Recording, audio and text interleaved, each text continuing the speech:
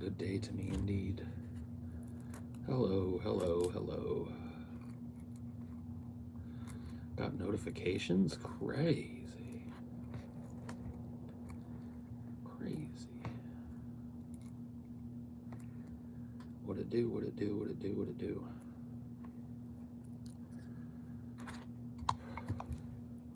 I'm sick? Yeah. I am sick.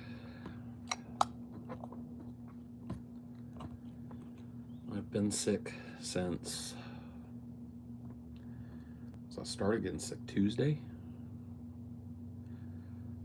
Wednesday, Thursday, Friday, Saturday, now Sunday. Still sick. Getting a little better, I guess, today, but I'm iffy about that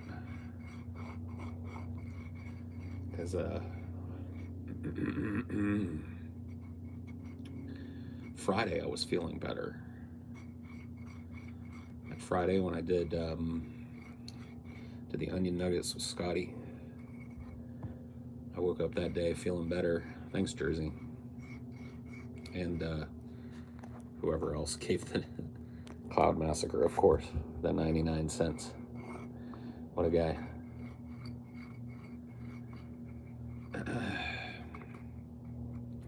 Yeah, that day I felt better. Like I woke up feeling like less congested and less of a cough, less of a sore throat, less nasal congestion, and then went and I did the show on Friday, and then Saturday I woke up and I was worse. I felt worse than I felt the day like on Thursday. So today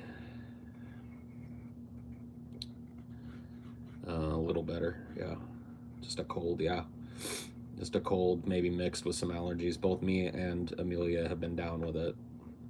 It nailed us both, whatever it is. It's a head cold, a chest cold, whatever the fuck. We've taken COVID tests and we're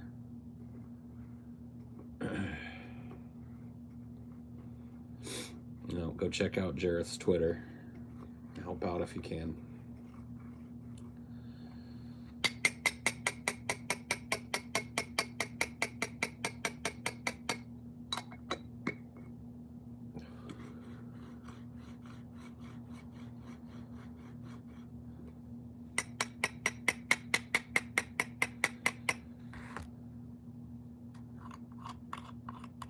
Whoa. Fuck.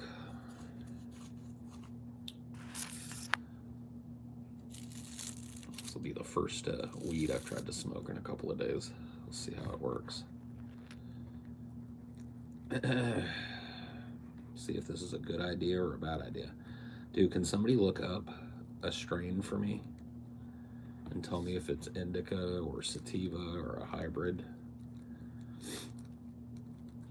The strain, the one I'm trying here, is called 3X Crazy. One of the things I hate about like packaging weed, here's the name of it, 3X Crazy. Somebody look that up for me and tell me what I'm getting myself into here. Like I was saying, one of the things I hate about like this modern kind of legal weed arc is that they've stopped labeling things. Like I remember they used to tell you in a lot of the packaging,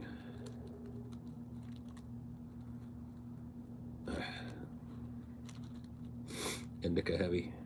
Okay, thank you. That's what I'm hoping for. My brain served me well on that. I know I've had this strain before, and I picked it out of my little bag because I figured I remembered it was an indica. Optimus Prime. Yeah. Insane OGs. Indica marijuana strain. Yeah. OG Kush, Boba Kush, and Granddaddy Perp. Okay, good. Thank you guys. Appreciated. I did not want to get myself into a big old sativa buzz right now, so that's about right.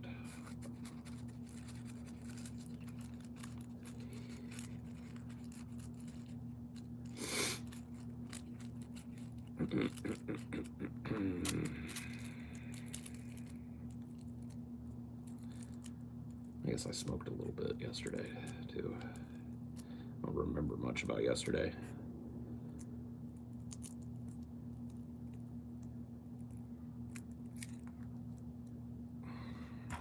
Ooh.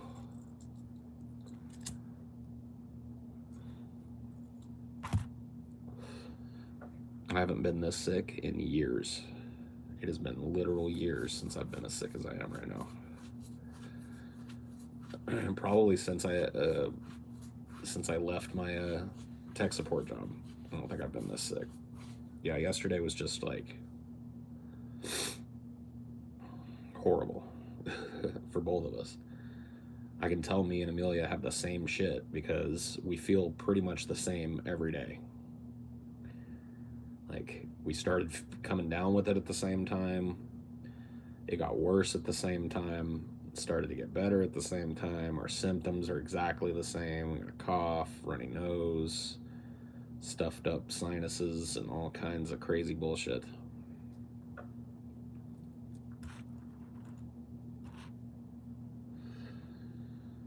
Ugh. Your hair did not fare well in a blizzard. Look at it. It's everywhere. I'd like to see how well your hair fares in a blizzard. I have to turn to Keef Mountain. Yeah, well, that's what it's there for.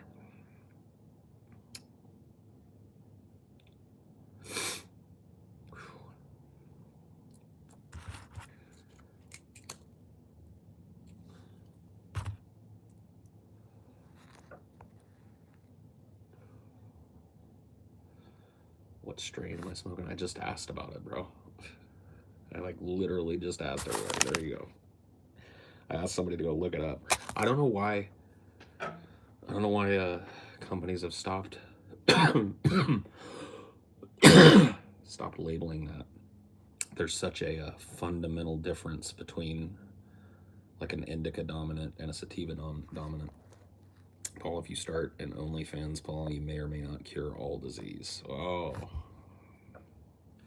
I may or may not. That sounds like a gamble that I'm willing to take. I got nothing against people that do the OnlyFans thing. I think it's actually cool that people can, you know, make money that way and stuff, but I can't imagine that. I just can't.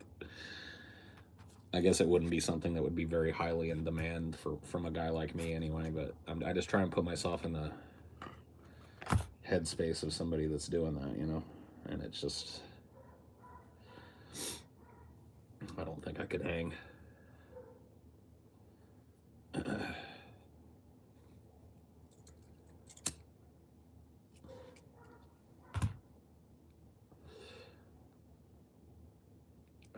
You don't know till you try. Good point, Mr. Naughty Priest. Good point.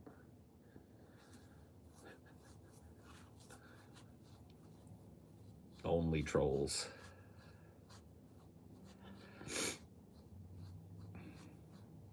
I think everyone is someone's type. That's true as well.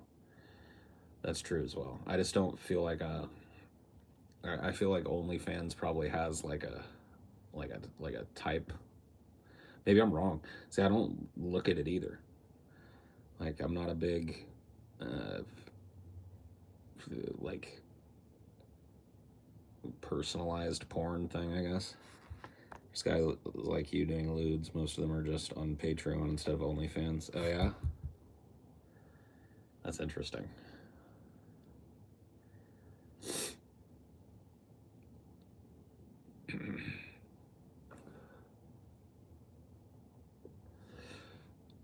Yeah, I don't know. It's just not in my wheelhouse. I'm too private a person, I guess. Do you prefer crunchy or smooth? Peanut butter smooth. Some people are just posting pics of their feet. There's an audience for every body part, I bet. Yeah. Yeah, I guess so.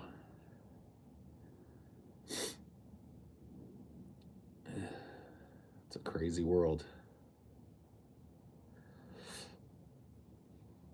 I don't know if any of you caught it, but TJ did a stream today where he was yakking with this libertarian guy, and I give TJ props for being able to like tamp down his emotional response to things. I've never been really good at that. I know I can do it, but it just feels so fake when I do it. I'm not trying to say it's fake. It feels fake to me when I try and do that sort of thing. Like, I've had obviously normal fucking customer facing jobs and shit, so I know what it is to like chew back your opinion.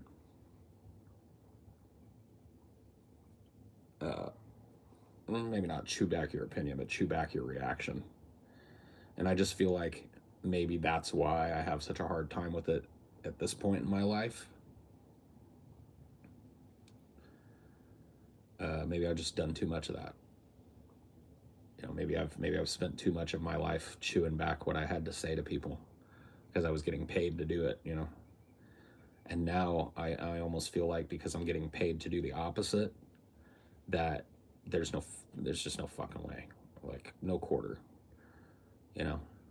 Like, people are gonna hear what I fucking think, and emotional reaction or not, you know.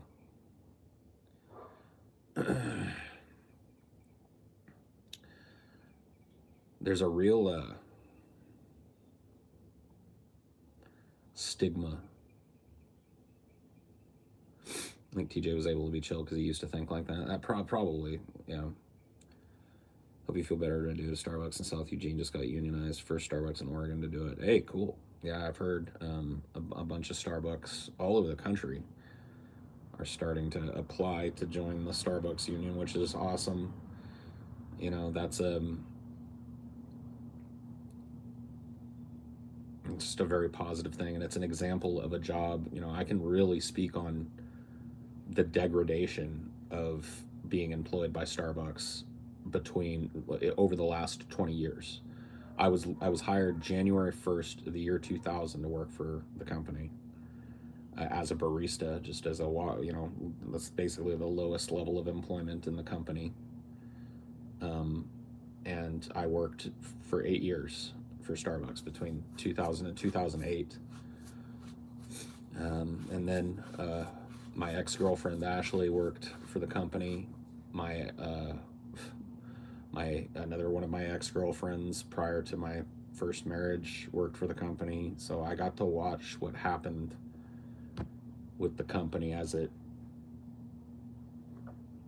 kind of went on, and it slowly but surely, like, it just did, like, all of the benefits of that company disappeared.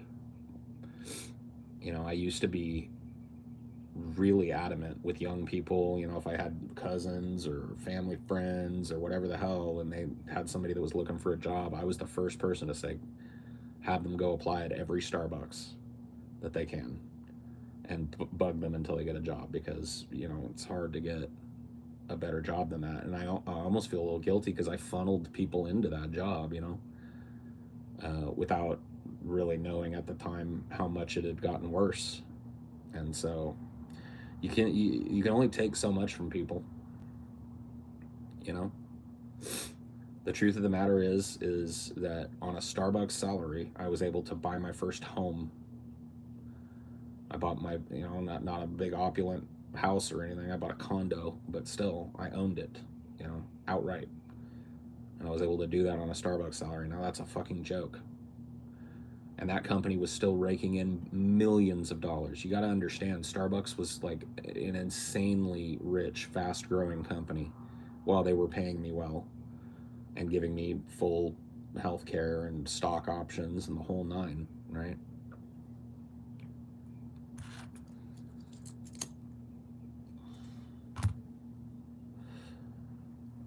You think it might be good to get into again since there's such a big union movement for Starbucks?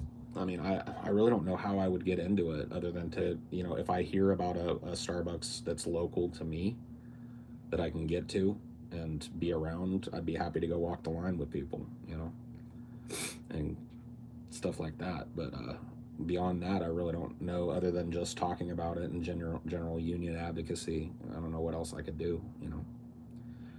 I could throw a little monetary support.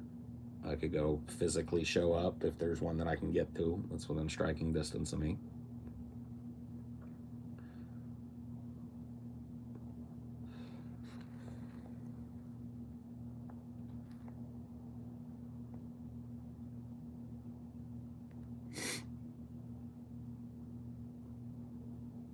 They were so rich that there was a joke in Austin Powers that they were the financial wing of Dr. Evil's empire. Yeah.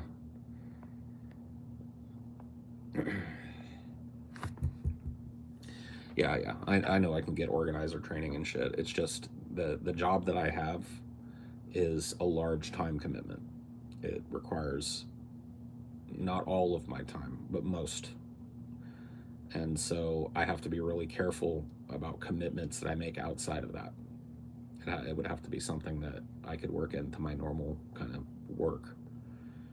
And that makes it hard. When you own your own business, you can't really rely on other people. It's not like I can cut back my hours, you know. I am the hours, so.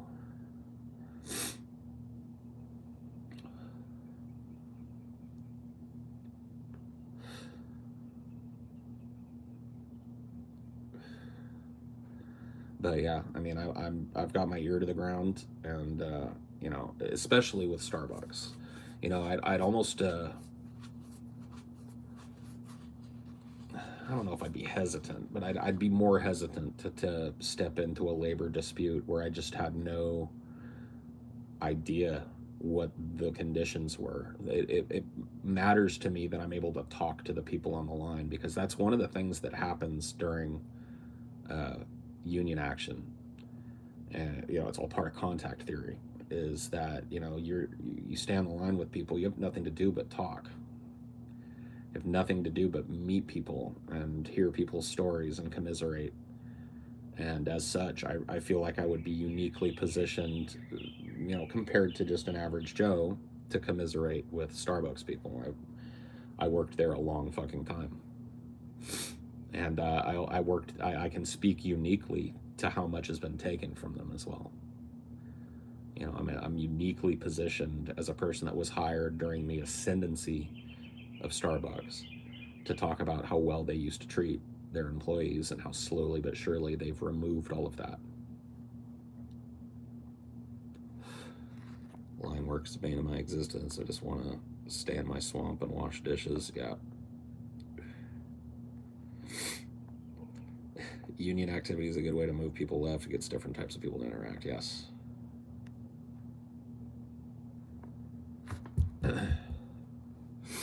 If this labor movement keeps making victories, they will use the police against them. Yeah, I mean, if past behavior is the best predictor of future behavior, then absolutely, you know. If this continues to get out of control, these companies will do anything. They'll exert any kind of influence and any kind of pull that they can. And they have the U.S. government and the powers that be and local law enforcement. All of those people are on their side. And so right now, in the nascent stages of some of these union movements, you're seeing them, like Starbucks is firing organizers just outright, which is, by the way, against U.S. labor law, but who cares, right? It's Starbucks. They get to do whatever they want. You're literally not allowed to fire somebody expressly because they're unionizing. And that is that's happening in Starbucks right now. So they're hoping that they quash the movement there, but if it continues to grow, and they're pulling out all the stops, man. They brought back fucking Howard Schultz to do the fucking tap dance. He was the original founder of Starbucks, or one of the two original founders of Starbucks. and the public face of Starbucks during the time where I worked there. Towards the end of when I worked there, he had stepped down as chairman of the board, and some guy named Orrin something had stepped in, and that guy was really responsible for changing the way that Starbucks interfaced with its employees. He was the guy. And so now they're bringing Howard Schultz back, thinking that he still has anything approaching rapport with his workers anymore. See, that's the thing, is like every person that worked for Starbucks knew the name of the CEO when I worked there. When I got hired in 2000, not a single person that worked for that company didn't know who Howard Schultz was. And the reason for that is because we felt like he was on our side. We felt like, look, here's a business guy that understands that, you know, we need to make a living doing what we're doing, and he treats us better than almost any other company. You know, he had a lot of cachet.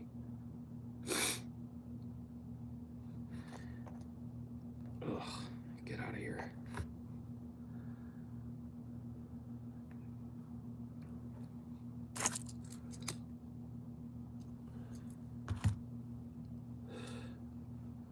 Like when he would do these like addresses to the partners, they called everybody partners. I don't know if they still do that, but back in the day, you were internally in the company, you were known as a partner, and you know they made good with that. They granted you stock in the company based on how many hours you worked.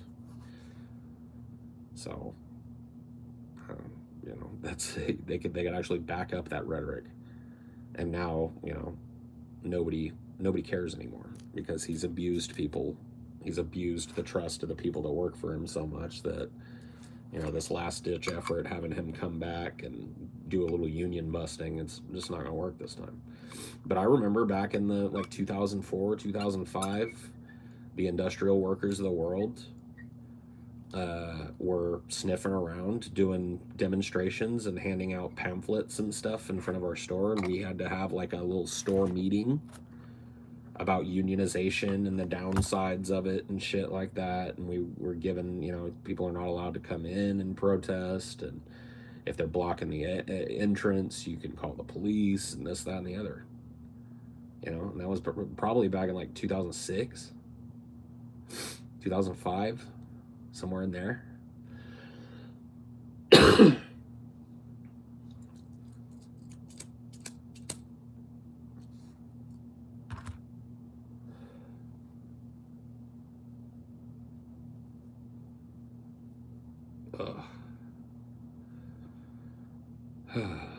Yeah, so anyway.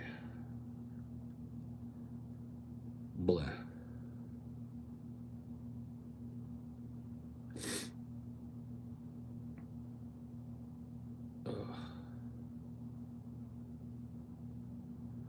Just feel like ass, man.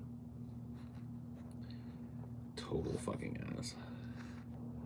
A little less ass than yesterday, but still ass. I'm so sick of being sick. I'm hoping to wake up tomorrow and be way better. Or at least marginally better like I was today. I'll take it. Smoking on some Wookiees right now. Oh. Some Wookiees.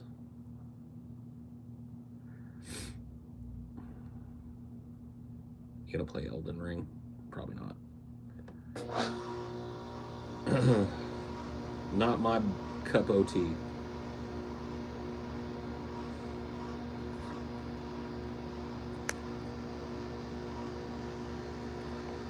Tried having this labor talk with my dad, and he acted like I had the immoral position for saying that businesses that can't afford to pay their workers don't deserve to exist. They don't. That's part of a business. Part of running a business is making sure that you compensate your workers and give them enough money so that they can stay healthy and return to work. Nobody can come to work for you if they don't have a place to stay. Nobody can come to work for you if they're sick and can't afford to go see the doctor. So you're taking it upon yourself when you start a business to pay people enough for that and to provide for that. And if you can't do it, then you've got no right running a business.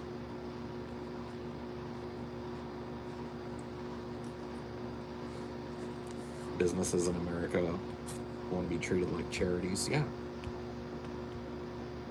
Yeah. They want you to give and give and give and give, and they want to give the absolute minimum in return. You have a responsibility when you run a business. You have multiple responsibilities. You have a fiduciary responsibility to the business entity itself. You have a responsibility to the people under your employ, and you have a responsibility. Fuck, I had a third one. So you got a fiduciary responsibility to the business itself. You got a responsibility to the people you employ, and you got a responsibility to your customers to deliver what you promise. And all of those things have to be in lockstep. That's the great ballet of running a fucking business. And if you can't do it, if one of those parts is missing, your business fails. If you don't pay people enough to make a living wage, and you're not a big giant Fortune 500 Burger King company or something that can afford to just have constant rotation of people in and out, your business fails. You don't hold up your end of the fucking bargain with the customers, your business fails. You lie down on your fiduciary responsibility to the business entity itself, and it fails. That's the tap dance you've got to do. You don't want to do it, go work for somebody else. Go work for somebody else, and they'll handle all the bullshit. You want to start your own business, you better be prepared.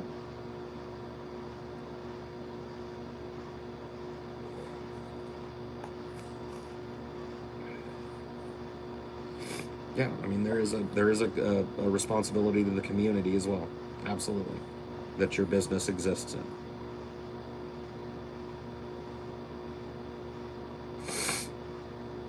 Did we already tell Paul how we watched his old videos with TJ on stream? No, we didn't tell Paul that. Good old Paul. Good old ancient Paul.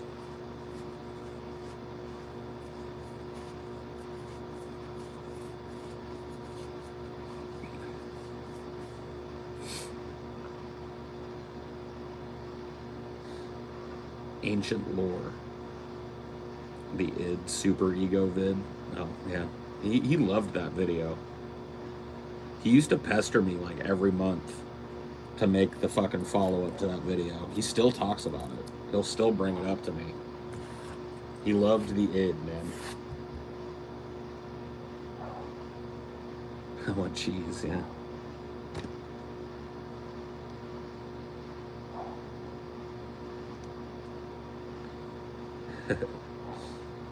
My work, they preach that we're under non-contractual obligation that having a union would make it so we wouldn't be able to quit at will or something. Yeah, that's bullshit.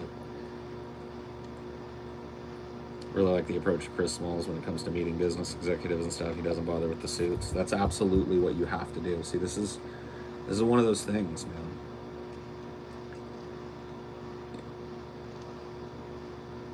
When you're talking about representing directly,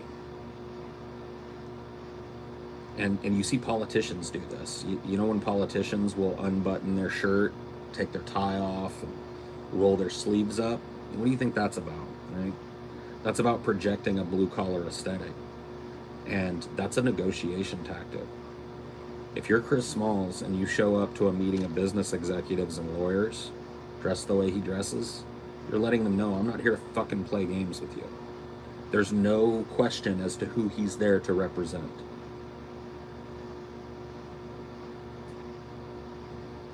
So that's the way it's got to be done. You don't win by playing their game. You win by changing the rules of their game to suit you.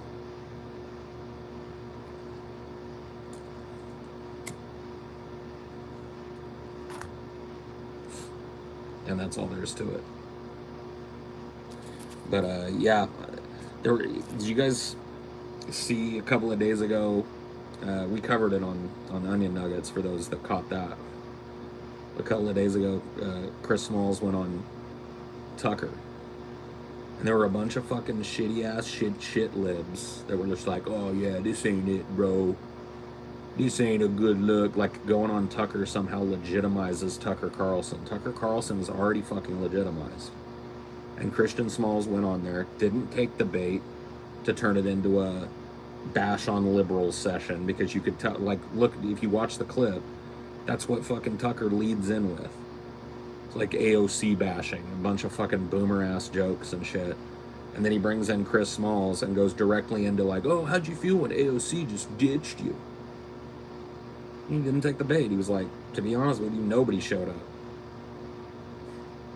So it ain't just about AOC. It's about all of them. But, you know, we're doing it on our own. He did fucking amazing. And he got a union message. Not only did he get a union message, he got Tucker Carlson to admit that Amazon needs to share power with its workers. Literally said that. So, you know, I'm not normally a big union guy, but in the case of Amazon, it's such a massive global company, it just seems to me that they ought to share a little power with their workers. So Chris Smalls goes on Tucker Carlson, who has this giant fucking audience, 3 million people, I think, when I looked it up, makes his union argument there in front of people who normally wouldn't hear it, and gets Tucker to admit that big companies should share power with their workers. It's a huge win. Absolutely.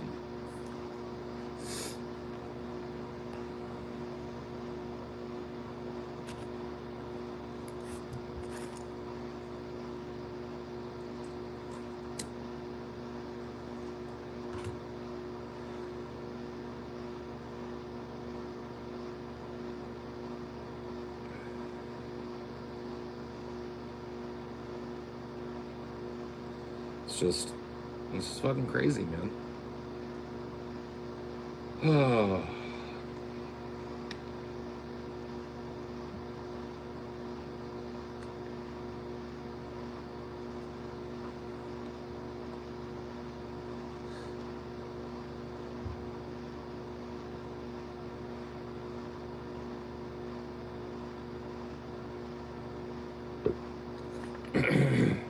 If we sit by and let it happen, we kind of deserve it, right? At some point, we have to fight back.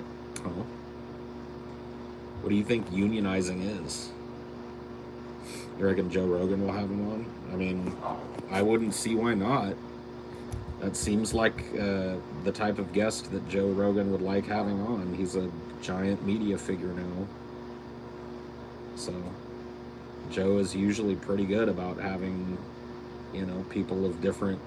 Say what you want about his own positions, he's usually good about having people with different political stripes on his show to say their piece. So I could see it happening. It'd be another big fat win.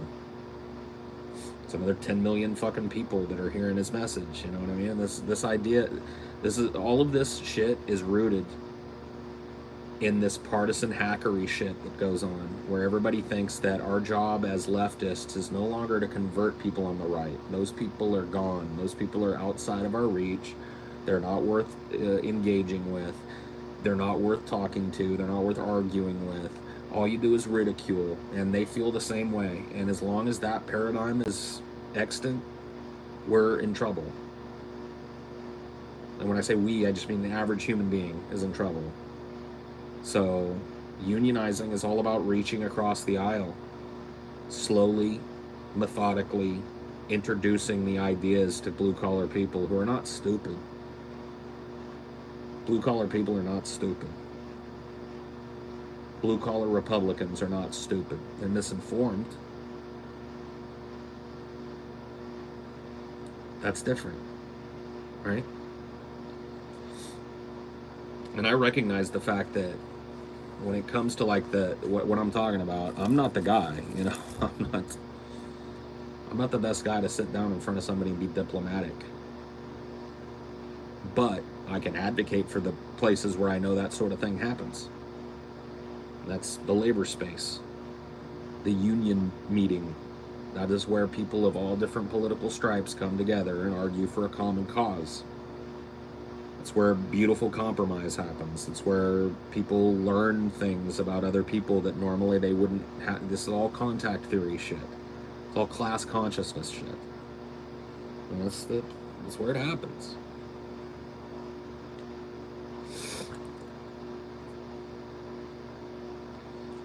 So, recognizing I'm not the greatest guy for one-on-ones,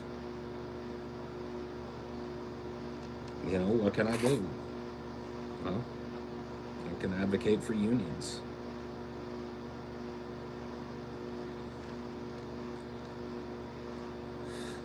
Another thing I like about unions is that passion is not passion and emotion are not discounted in the union space.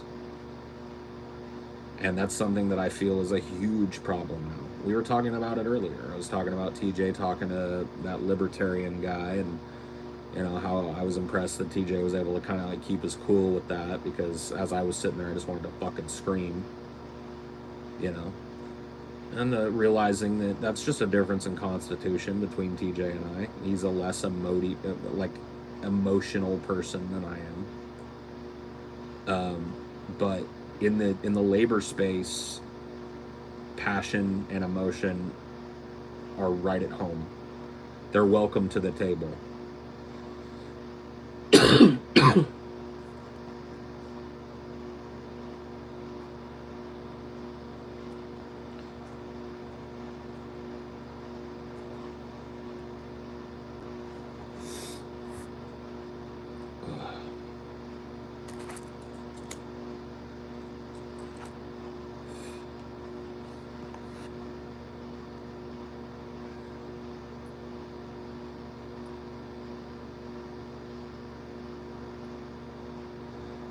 Why is there a dude, Cynic? You remember when you told me it wouldn't happen again? That there wouldn't be side conversations going on in my fucking chat about you, this, that, or the other thing? What are you doing? So that's it. That's your last warning. Next time I'm just gonna ban you, and I'm gonna ban any alt you bring in here, because I'm sick of it.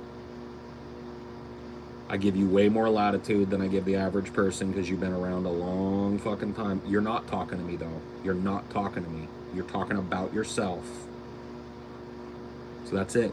Last warning. If I were you, I would just stay real fucking quiet. And just sit back and listen for a couple of shows and really think about what you have to say. Is it on topic? And that's it.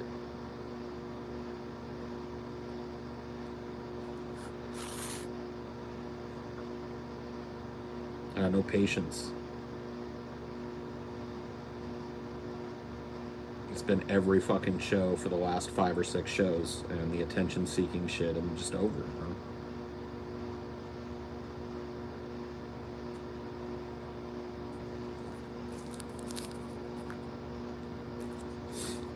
Your average dork doesn't get even one chance, and I've given you a chance every goddamn show. I've had to fucking talk directly to you.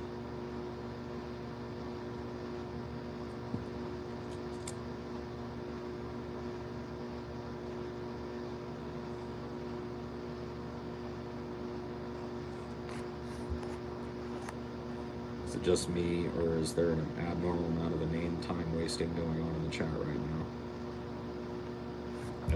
I mean, it's been pretty bad recently. I just haven't had the heart for it recently, man. I've been so tired. I was doing all that traveling, you know, and then now I've been sick since I got back from that. Been sitting here stewing in my own juices for fucking 3-4 days. I just don't have the fucking gusto to be all fucking harsh with it.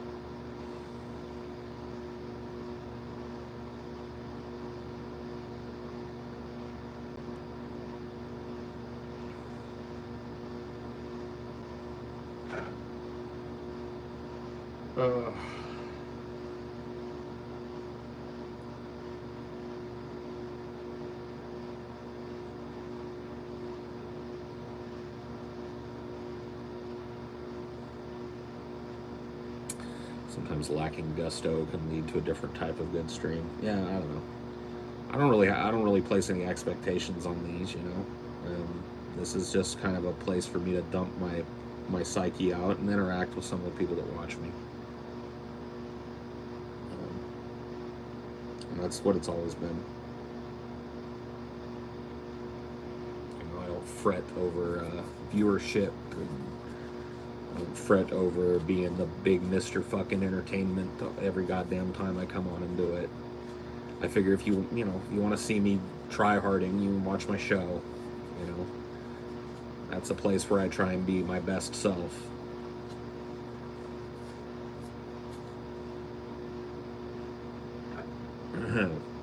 Note I said try. I went back and watched a video.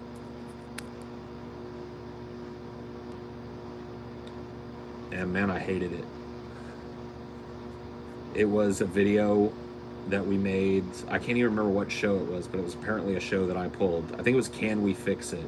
You guys remember that show? Can We Fix It? Oh my God, man.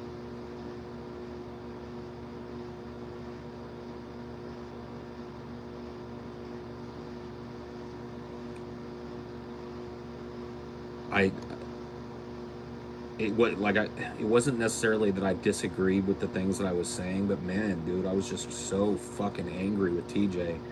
I hate that. You know what I mean? But I try to put myself in the position of remembering what that time was like for me. And dude, I was catching shit left, right, and center from everything, every angle, because I was taking a fucking principled stand against voting for Joe Biden, against voting at all in an election where my choice is Joe Biden or Donald Trump. You know what I mean? And I was really, really, really catching fucking 17 types of shit. And I think a lot of it just got kind of pushed off on TJ on that show.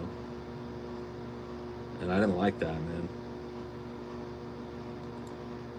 I didn't like going back and watching that.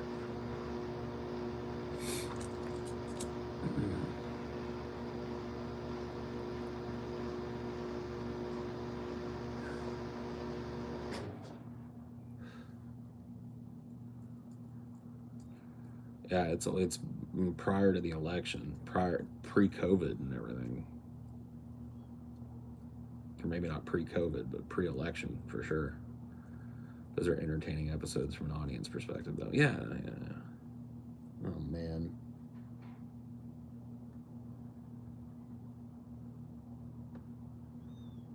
You hear that? Where is it? There's a feral cat that has given birth somewhere nearby, and I'm hearing its babies.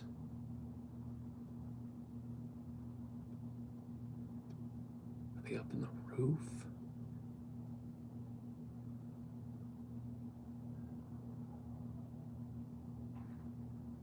Somewhere nearby. Little mule and kitten. Where are you at, kitten? Man, I don't want another fucking kitten.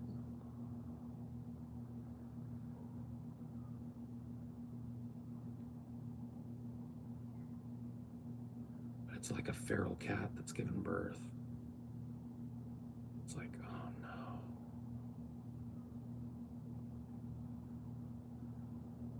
I hear it. I've heard it 3 times. It happened while we were gone. Probably because it was so quiet here for 4 days or whatever. Well, me and Amelia, and we took all the animals too. So there was nobody in this house for like 4 days. And sometime during that point, Mama Cat gave birth to kittens somewhere around here. I have not seen them, but I hear her carrying them around from place to place.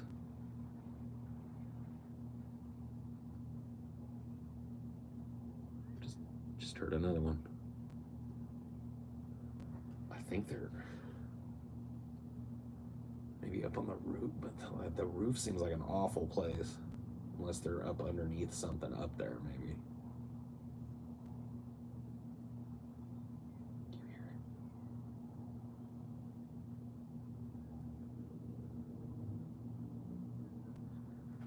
too quiet for you guys to hear, but I can totally hear them. Oh, man. No, I don't leave anything out for cats to purposefully help them out. I'm not looking to be like the cat hub of the neighborhood, you know. As cute as kittens are, I'm not super happy about hearing kitty kids.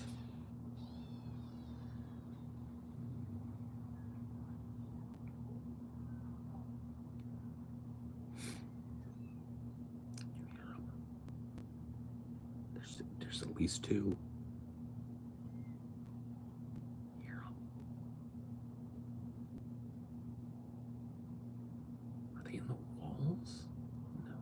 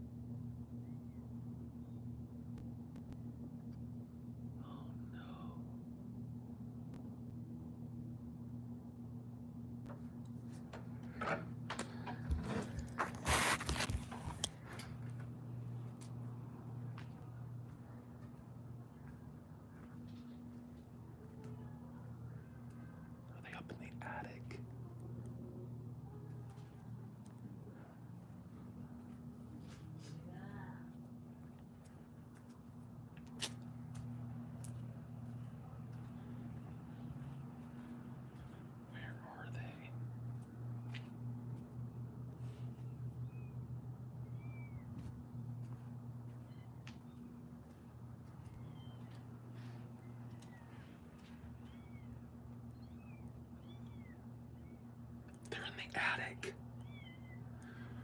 Oh no.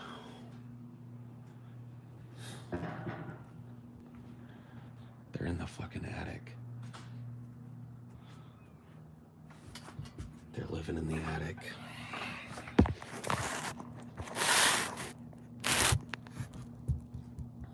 No, I'm not gonna call animal control.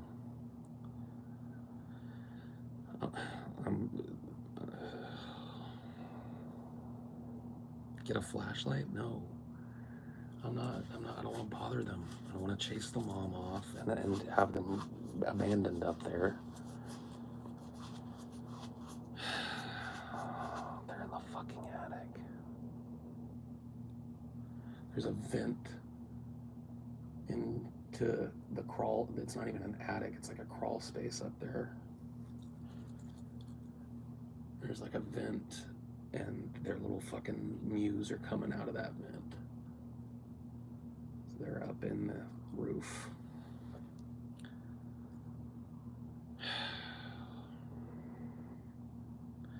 Yeah, I mean, that's my first thing. Like, number one, this is not my house. Number two, if they're being taken care of up there, then they're being taken care of. They're probably safe up there, yeah.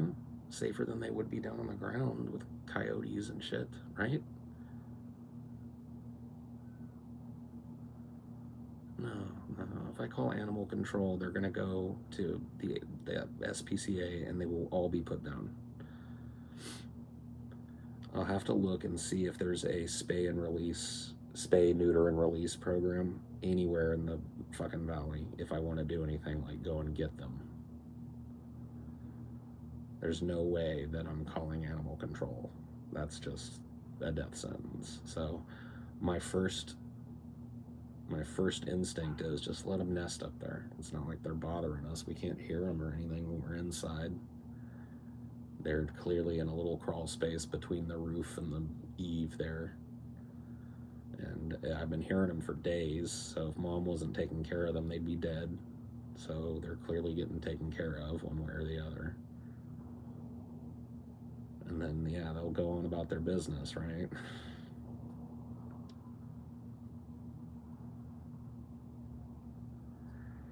And then, you know, in the meantime, I can look into spay and release or neuter and release programs. But yeah, oh my god, dude, that's where they're at, 100%. I've been wondering like why I can never hear them. Like not why I can never find them when I'm hearing them, because there's, you know, like a kitten's mew is not a super loud thing. And so I knew they had to be somewhere. This area is maggoty with feral cats. Does Cricket react to them? I mean, Cricket, it might explain some of Cricket's behavior, but he doesn't seem to be too put off or bothered by it. He's inside right now. Yeah, so maybe he does hear them. I wonder. He's neutered though, so he's not like, you know, he doesn't have that like weird kill the babies thing that some cats get.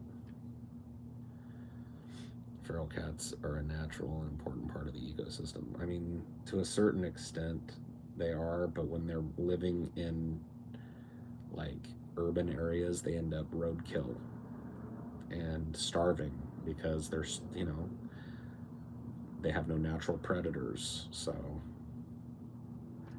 it's a mix, you know. They do fine for themselves when they are able to grow up.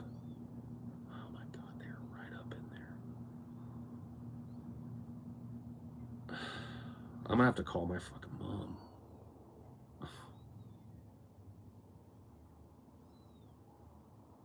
There's three at least.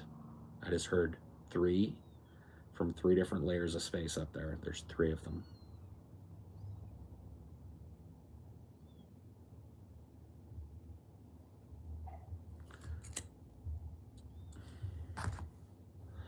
I'm gonna have to call my mom and ask her what the fuck to do.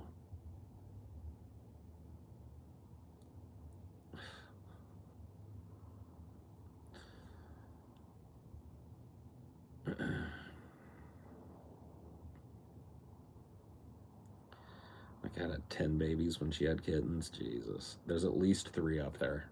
At least. 1, 2, 3. Is it? Oh my god, bro.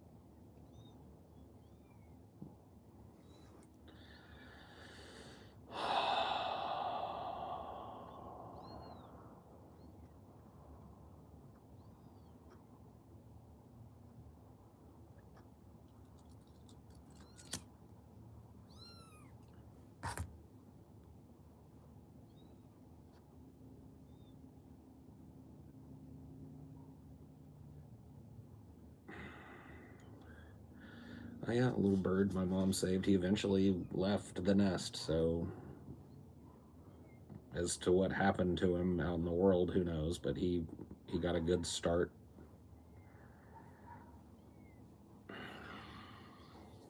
There's no way for me to get a bowl of milk up there. I don't even know where she's coming in and out of the roof.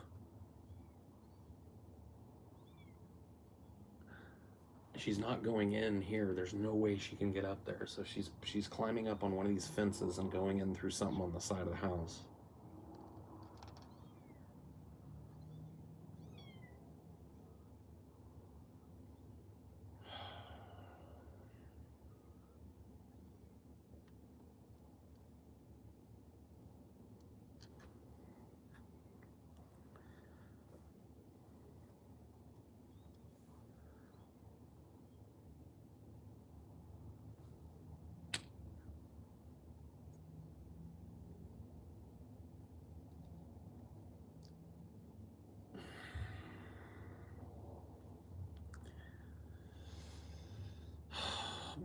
And here's another thing too. That is a nice spot right now because it's well ventilated and shaded. But it's about to get real hot here in a couple of months. Like, how long do kittens take to get before they start leaving and stuff? I've never raised kittens. Not that I'm saying I'm raising these, but I don't know anything about how they come up. Like, how long are they being taken care of somewhere before they can be somewhere else? Because it's going to be super hot up there. Half a year? Oh my God, you gotta be kidding me. Usually at 8 weeks, they're good to leave. Okay, good.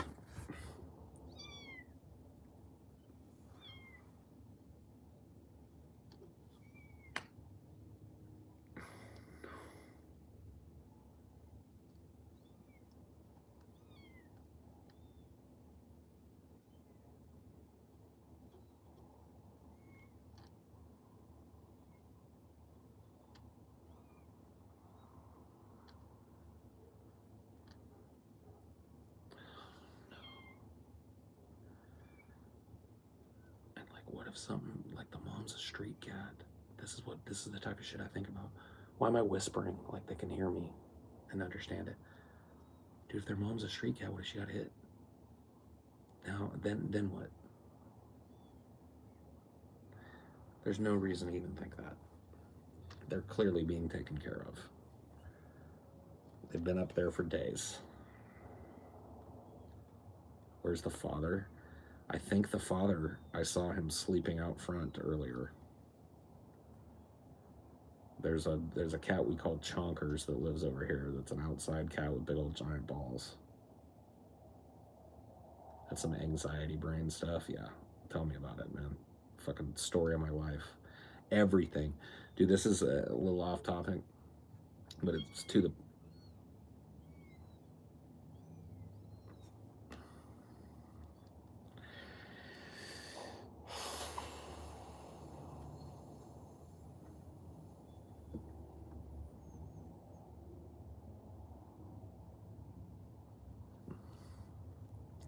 Every little thing gets cranked up to 11.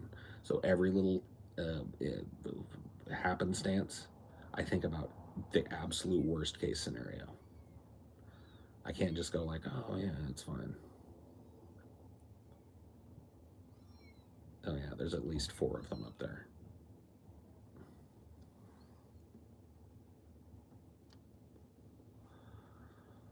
And it just like it goes to like absurd levels. I'm telling you, man, I will be sitting and thinking about the worst fucking absolute shit. You know, it just sucks. Such is my brain. I would totally just steal them away and make them mine. Nah, dude, I don't want. I can't have 4 cats. There's at least 4 cats up there. There's no fucking way. I've got plenty of animals, dude. I've got a dog and a cat. So adopting them is not in the cards right now. It's just like, what do I do to protect them? Because I'm definitely not calling animal control to come take them out of my roof, because I know what that leads to. Especially if their mom isn't there. No, there's no way. Nope, nope, nope. Cricket wouldn't even be able to live with fucking 4 cats. There's just no way. That's not even in the cards. Like, that's not. So it's got to be something like where I find like a catch it, like that would be ideal to me. If they have a program like they used to back when I lived in Madeira before, they used to have a program where you could take them in, they would spay and neuter them, you had to pay for that, but then they would release them like out in the foothills where there's plenty of food for them to eat and plenty of things for them to do. They live out their lives out there. Like, that's the best case scenario for these little turds, because they ain't getting adopted by me. Sorry, kitties, but that ain't in the cards for you. You don't even want that, trust me.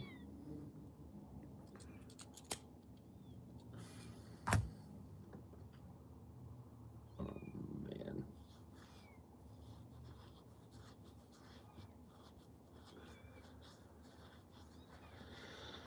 Yeah, I'll have to look into it.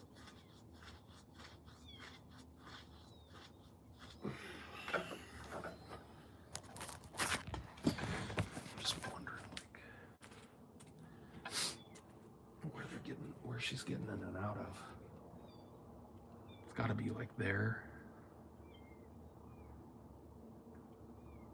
Or on the other side. I can't really tell.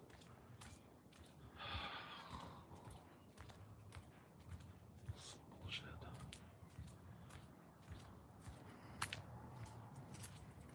Let's see. I don't even know where they'd be. Yeah, they're probably right over there. Okay. Oh.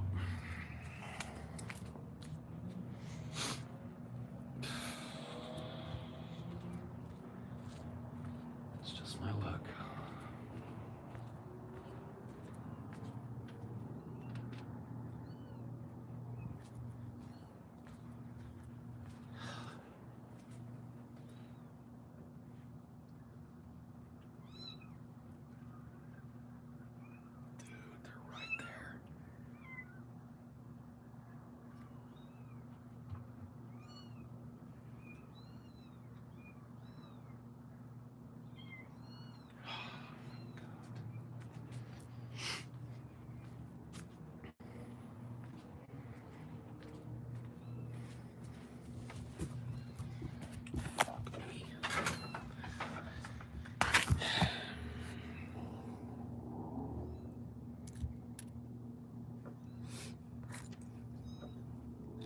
It's not even really an attic, it's like a crawl space up there.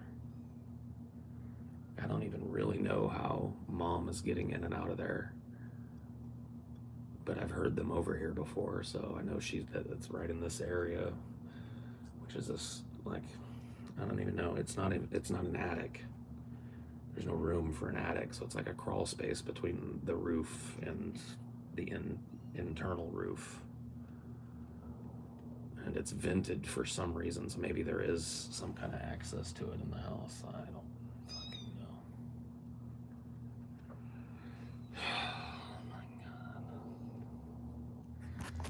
I'm definitely gonna have to call my mom.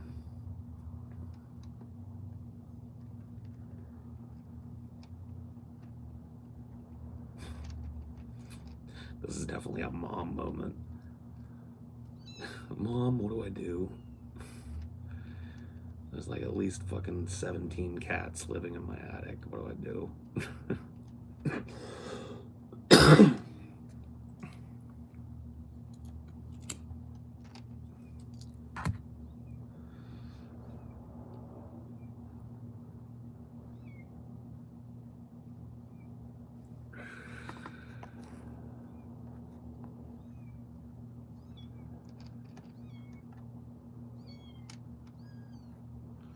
I think Mom might be like moving them around up there now, because I hear something big moving. I think she might be grabbing them and moving them away from that vent.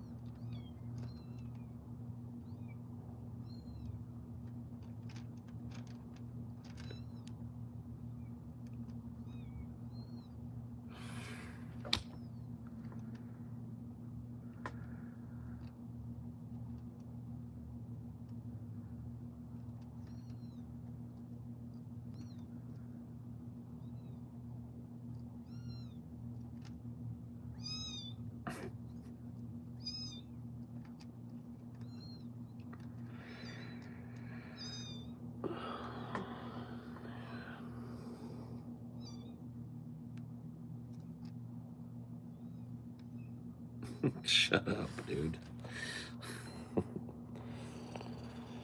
Oh, anyway, I'm gonna call my mom.